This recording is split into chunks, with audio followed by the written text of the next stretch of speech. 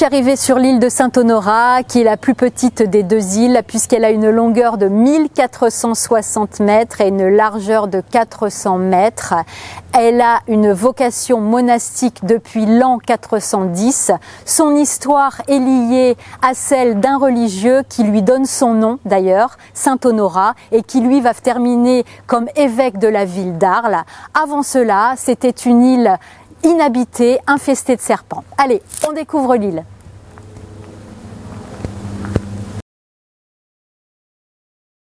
L'île de Saint-Honorat est une île privée qui appartient aux moines. Ils sont une vingtaine à vivre ici sur un mode de vie communautaire.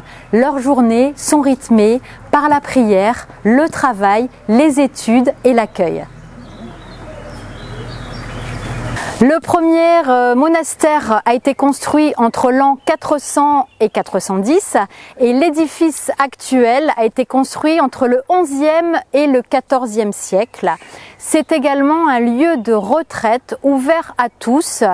À titre individuel ou collectif, vous pouvez venir vous recueillir sur l'île entre 2 nuits et 1 semaine, venir participer à la prière des moines et vivre leurs tâches quotidiennes.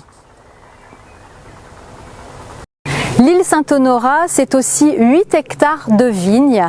Les moines ont depuis plus de 25 ans redonné à leur vignoble ses lettres de noblesse.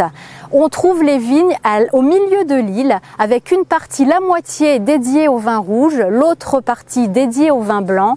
Toutes les étapes de la fabrication du vin est gérée par les moines. Des vendanges manuelles au vieillissement jusqu'à la mise en bouteille, et vous pouvez acheter ce vin ici sur place dans la boutique, mais c'est aussi un vin qui est réputé et commercialisé dans le monde entier.